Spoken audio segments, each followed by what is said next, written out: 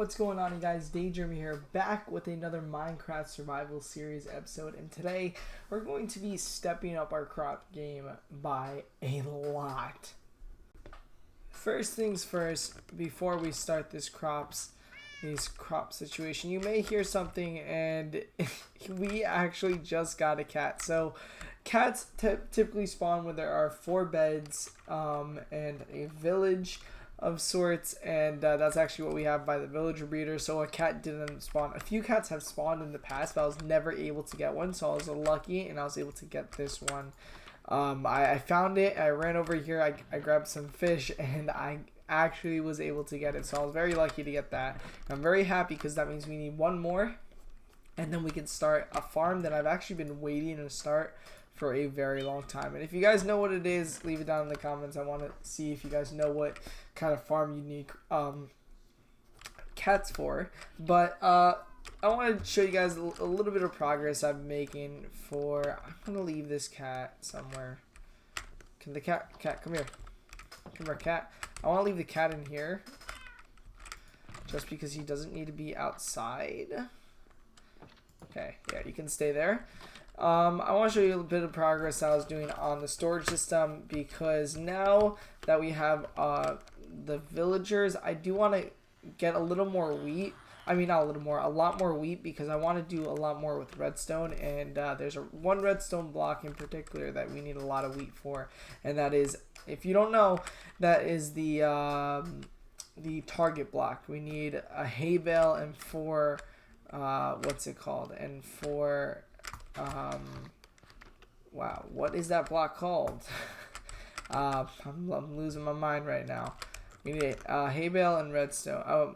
Hay bale and redstone, you get a target block. So I also did connect up some other stuff, some other farms. So I connected the melon and pumpkin up, but I forgot to do the sorting for it. So now, ooh, that's bad. That's bad. I didn't put the pumpkins in here. Let's see if we could just grab some. If I could find some pumpkins to just put in here, but it doesn't look like I am, which is really bad because pumpkins are supposed to be flowing through the system. That's something for me to fix. Yeah, I'm only seeing melons. I'm not seeing any pumpkins, and we should have a decent amount of pumpkins already. That's actually very strange. I'm gonna have to look at... Oh, there's a pumpkin. Let's see, where's it gonna land? Oh, okay, pumpkin in there. And, alright, that's good enough. Okay, so yeah, I did some more storage, but we need to upgrade our crop gain. So we're going to be making a mini nano farm that actually Eagle Eye 671, I'll leave a link to his video. He made this in his world, and it is very efficient, and I think we're going to be able to do some pretty cool things with it. So let's get what materials we need, and let's get this farm started. Okay, for today's purpose, I'm just going to make the nano farm right over here just to show it off, and then I have to decide later on where I'm going to put it, because I do want to have its own sorting system for all the different crops. So I want to have a sorting system for seeds, wheat, beetroot, potatoes, and carrots. I'm pretty sure that's all the crops in the game, because I want it to be automatically collected. But for now, just for today's purposes, I'm going to be building it right over here. So all the things you need are here. Let me just put it in a nifty chest. Nifty? Why did I just say nifty? In a chest for you guys, you need a piston, a lever, you need some redstone dust, and 4 dispensers. Dispensers, not droppers, so you have to use a bow. And then we also need one more ingredient that I do not have right now, but we will be making right now this second, is actually some comparators.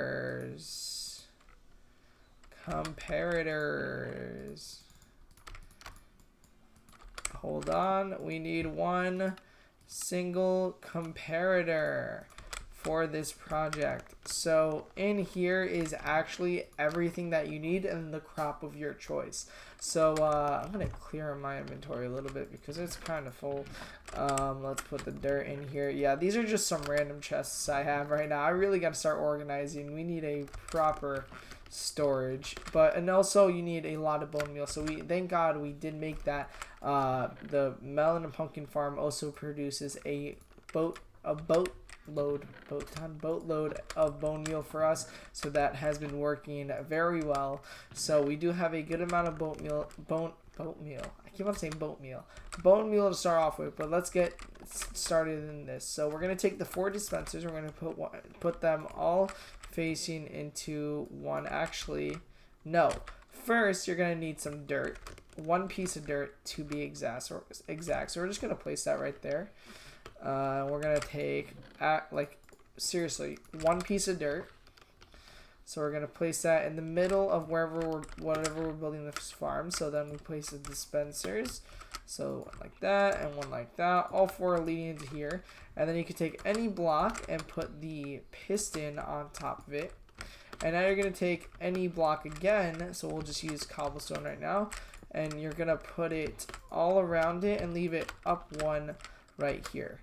And then we're going to take a comparator and make a comparator clock. So what that is just going to make the comparator go like super fast. Like it's like the item clock that we made last episode, but with the comparator. So we're going to take the comparator, we're going to take a lever, we're going to put the redstone dust 1, 2, and then we need actually 1.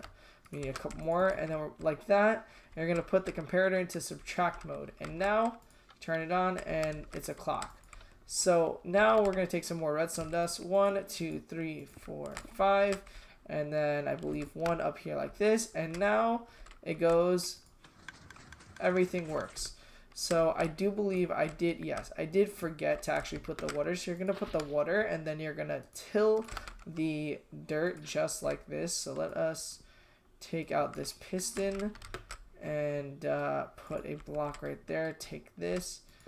Put it like that. Okay, and now we can put the piston back up. The piston could face in any direction. It doesn't really matter. So now we can put the piston back here. And now here's the time where you want to fill all your dispensers up with bone meal. So we're going to take it. We're going to fill this up. I think we should have enough to fill all of these up pretty well. So we're going to do that. We're going to take all the bone meal that we have actually and just put it all into this farm because it's really honestly worth it. But again, I am going to be moving this farm later on, so I don't really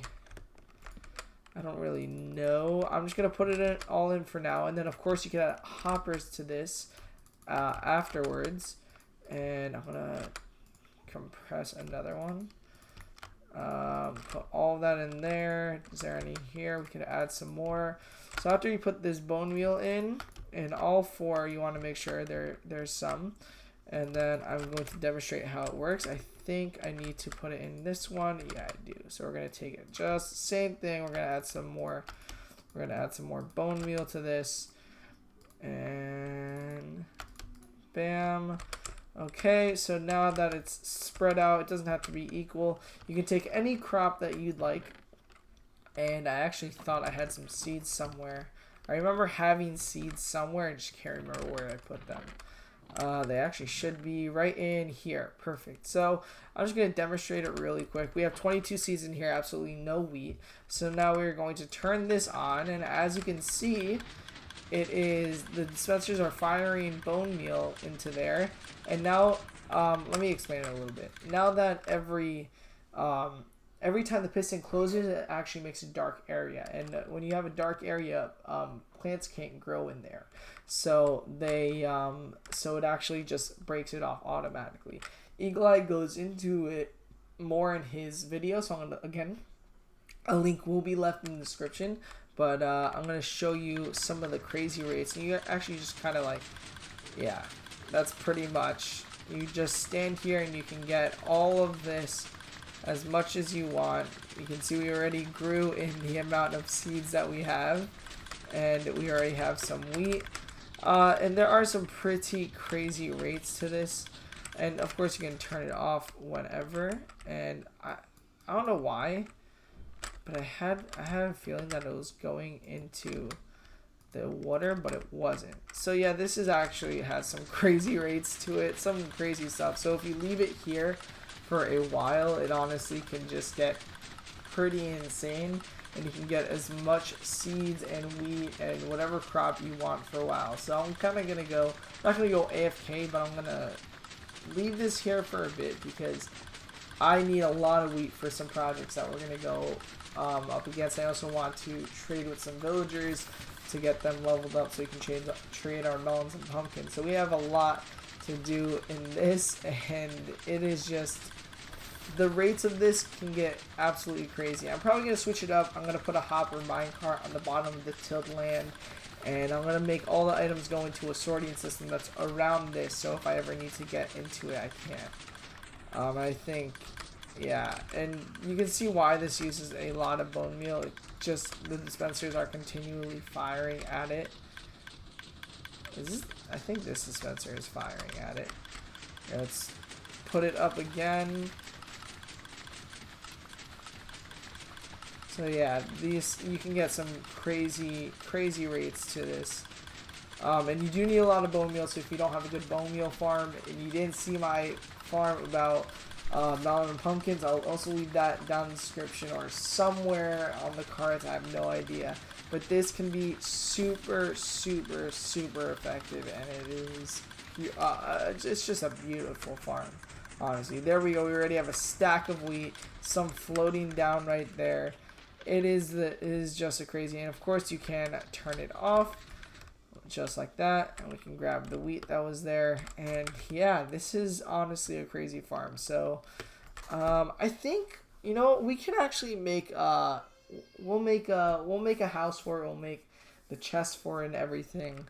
I think we'll do that now. I think we'll make a little bit of a house and make it have its own sorting system, because I have a feeling I'm going to use this a lot, and I feel like we should probably put it somewhere over there, maybe, actually.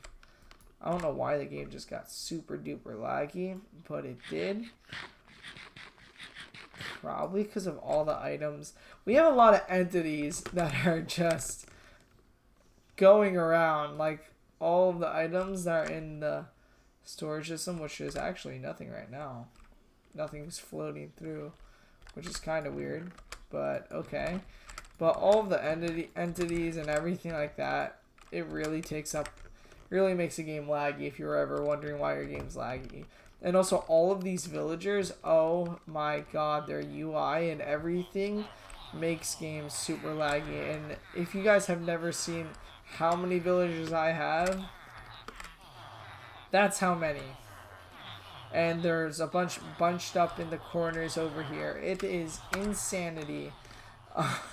My world is insanity. I think I'm going to migrate those into the nether soon. I said that last episode. But yeah, I think we're going to build a little bit of a house for it. We're going to have its own storage system so we can actually sort it out properly. And I think we should get started on that now. Alright, so we did actually end up finishing the house. I mean, we didn't finish it, but we made it. We made the circuit inside of it, and we actually did make a basement part of it with a mini storage system that carries all of the vegetables that we'll ever need. Did I just mess up that comparator? I think I just did. Let me make sure. I think I did. Let's see. I'm pretty sure I just messed up that comparator, which is great. Let's see. It's easy to fix though. Let me see. And I did. Okay. So we did make a mini storage system for every crop, and this one is beetroot, but I didn't do much of that. We have some wheat and we have the seeds for each. So I did end up making it, and I just want to give you an example that it does work for every crop. So here we have potato. Let's get some carrots. We'll have one of each in our, I suggest starting with like at least 10 of the crop that you're doing, just because it is a little it does, okay, just to show you that it does work with every single crop. We have 10 of each in our inventory right now, so we're gonna turn this on, and now we'll start off with beetroot. So the reason I say you start with 10 each, because it doesn't happen every single time. but it does happen pretty often. So as you can see, we have 10, and we keep it consistently or in that 10 area, just because we do end up having that hopper underneath that does also gather up all of it. So that's why we did end up losing, but we did get 9 beetroot out of that. So I think we could just, no, we cannot throw it in. So now we're gonna go on to the wheat seeds, and the same process. You know, it doesn't get it every single time. I found if you push the up key, I mean the W in my case, to go up, you do actually get a more consistent plant. And now we can move on to carrots. Yeah, carrots and potatoes are also a little harder. Again, Eagle Eye does go into the actual rates of the farm. So I'm going to leave his video linked in the description for you guys, and we'll go on to potatoes too. But yeah, I would say, you know, you can start off with 10 at least or something like that. Get a little more. But if you go to a stack, you will be fine. You would not have to worry about losing your hand. I'll actually show you that right now. So let's turn this off. Let's get a stack of each. So let's get a stack of carrots. Let's get a stack of potatoes. A stack of, or whatever beetroot seeds we have. It doesn't have to be a stack. And we can actually put these beetroots in here. In here. And we can get a stack of this very easily because it's very easy to get. And the more you have, the easier it is. So again, we're going to turn it on, and then I want to light this up because I do not think it's lit up enough. I'm just paranoid about that, but we can put the wheat seeds, and it grows and grows, and you see we continue to stay inside of that mark.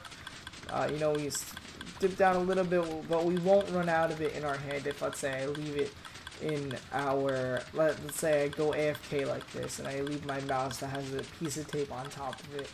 Like, we won't run out of wheat seeds. I can move on to carrots if I'd like, and I can move on to potatoes. This could just work for anything. It's a really amazing farmer. So I kind of want to show you guys that in this video for a survival series, because this is, I'm probably going to AFK on this farm a lot, because these are just resources that I will end up using. The beetroot, honestly, the resources I'll be using is mainly wheat, but beetroot is good for villagers because I still have villagers I need to trade with, the farmer villagers that need to buy beetroot. But yeah, again, I'll probably do mainly wheat seeds with this. But I think with that out of the way, we can turn this system off, drop everything in here. Actually, if we want, since it is a storage system, we can just put everything into here and it'll go through the system itself. We can put this back on us, and we can actually check. Look at all these seeds. We have 63 wheat and 33 hay bales, and an extra 14 wheat right there. We have 33 beetroot seeds, 6 in here, but that's just, remember, you have 41 of each item in there. We have 24 potatoes and 2 stacks of carrots, and again, there's still stuff going through the system. So yes, this is a very, very powerful farm. And with the farm out of the way and everything done, I think it is time to end the episode here. Yes, it is kind of a short episode, and as you can see right there, my daughter has left her, she left her little toy dog and her blanket there. She is ready to lay down. So I'm going to head to bed. Thank you guys so much for watching, and I'll see you guys in the next one. Don't forget to like, comment, subscribe, and I'll see you guys in the next one. Good night, everybody.